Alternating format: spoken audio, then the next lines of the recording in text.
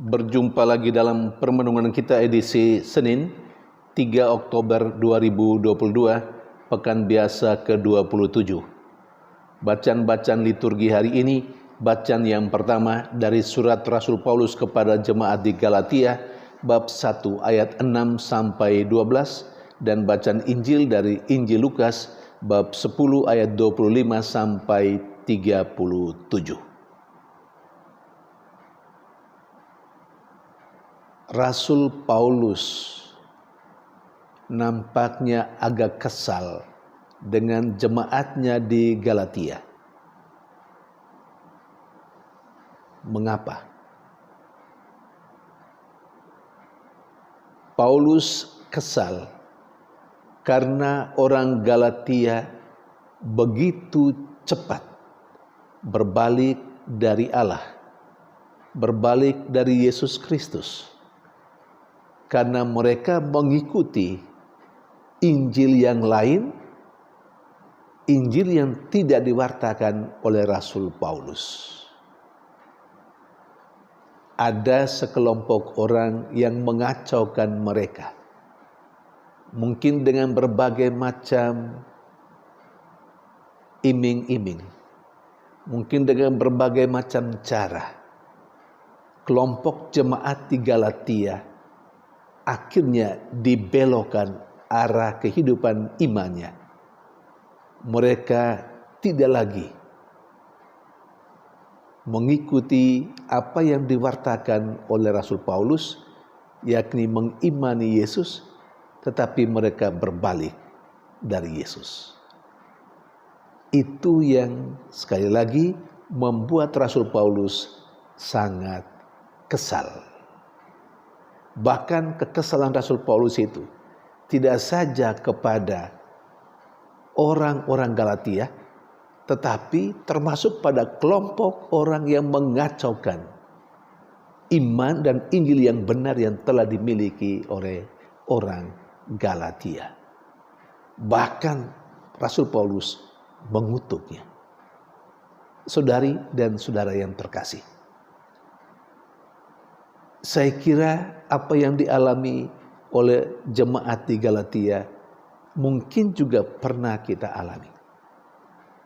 Kita hidup dalam lingkungan yang bisa saja membahayakan iman kita. Ada sekian banyak orang dalam lingkungan kehidupan kita yang dengan cara-cara yang licik, dengan berbagai macam argumentasi yang kelihatan baik tetapi tidak benar, dengan sengaja mereka mau membuat kita berbalik dari iman kita dan Injil yang kita terima dari Yesus Kristus. Saudari dan saudara yang terkasih, karena itu kita diingatkan untuk tetap waspada. Waspada terhadap berbagai macam godaan, berbagai macam cara yang kelihatan benar, yang mengganggu kehidupan iman kita yang benar.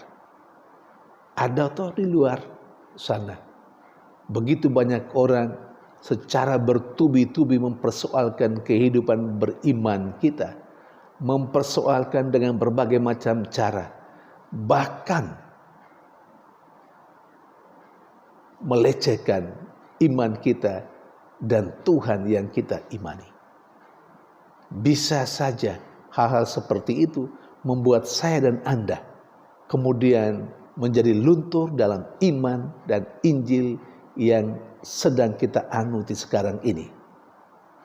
Saudari dan saudara yang terkasih, waspadalah terhadap sekian banyak orang dengan cara-cara tertentu mau mengajak kita untuk meninggalkan iman dan keyakinan yang kita anuti saat ini. Jangan sampai Anda dan saya, kita sekalian menjadi korban kebohongan orang-orang dan kelompok orang yang seperti itu. Kiranya pengalaman dan teguran Rasul Paulus kepada jemaat di Galatia menjadi teguran dan nasihat yang baik untuk kita supaya kita tetap teguh, kokoh dalam iman yang diwariskan kepada kita oleh gereja. Saudari dan saudara yang terkasih, sementara dalam bacaan Injil, Yesus menjawab seorang ahli Taurat yang bertanya kepadanya tentang apa yang harus diperbuatnya untuk memperoleh kehidupan yang kekal. Hal yang menarik di sini, walaupun Injil mengatakan pertanyaan itu disampaikan kepada Yesus hanya untuk mencoba Yesus. Artinya orang yang bertanya sebenarnya sudah tahu apa yang menjadi jawaban atas pertanyaannya sendiri. Tetapi karena mau mencoba Yesus, dia berusaha untuk bertanya. Tapi itu kurang terlalu penting. Yang penting bagi kita menurut saya adalah bunyi pertanyaannya. Apa yang harus kuperbuat supaya memperoleh kehidupan yang kekal?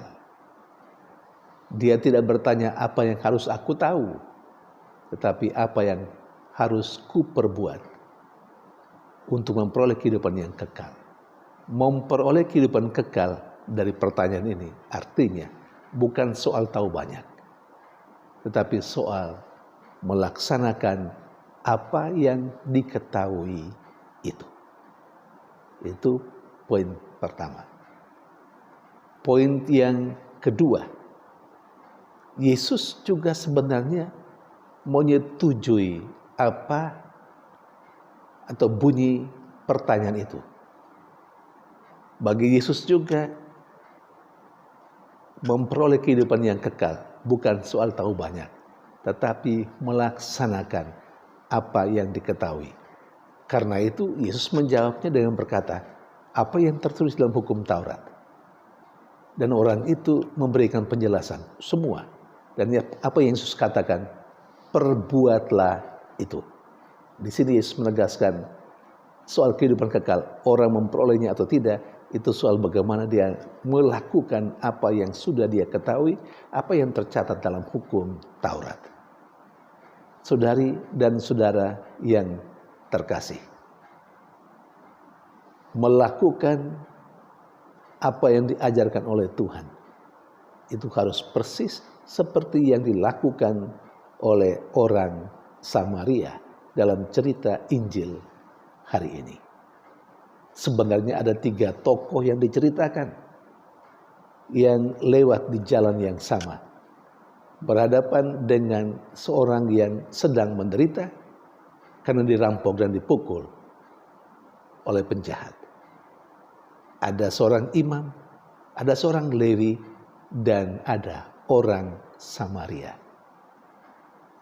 Imam dan Lewi, seorang Lewi, lewat begitu saja. Tidak ada hati sama sekali. Tapi orang Samaria yang catatan oleh orang Yahudi dianggap sebagai orang kafir, sebagai orang yang tidak terlalu penting. Tetapi justru orang Samaria itulah yang dianggap kafir, yang dianggap rendah oleh orang Yahudi.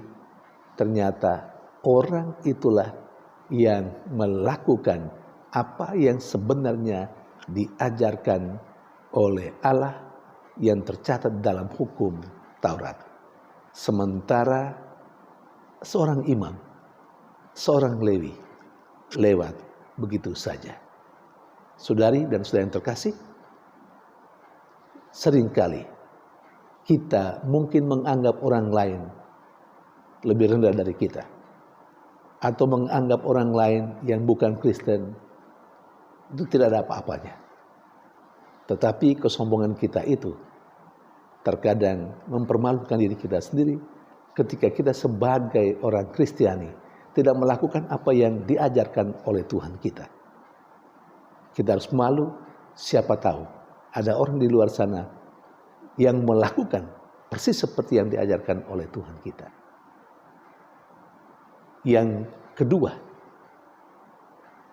bisa saja juga ada banyak kelompok di luar sana yang menganggap kita orang kafir. Sudah, itu pandangan mereka. Kalau sekiranya kita dianggap sebagai orang kafir, yang paling penting untuk hidup kita adalah melakukan apa yang dikehendaki oleh Allah. Karena itu yang menjadi jaminan kita memperoleh kehidupan yang kekal atau tidak. Jadi untuk memperoleh kehidupan yang kekal itu bukan soal kafir dan tidak kafir. Bukan. Soal orang melaksanakan apa yang diajarkan oleh Tuhan atau tidak. Kiranya kedua bacaan liturgi hari ini dan permenungan hari ini bisa memberikan inspirasi bagi kita. Pertama, untuk meneguhkan iman kita. Dan yang kedua, mengkritisi kita atau membantu kita untuk selalu memperbaharui diri. Marilah kita hidup menurut apa yang dikehendaki oleh Allah. Karena kehidupan yang kekal menjadi milik kita kalau kita melakukan apa yang dikehendaki oleh Allah dan diajarkan oleh Allah. Dan jangan pernah keluar, jangan pernah berbalik dari Yesus. Tetap berpegang pada Yesus dan ajaran-ajarannya. Karena itu yang menyelamatkan kita. Tuhan memberkati.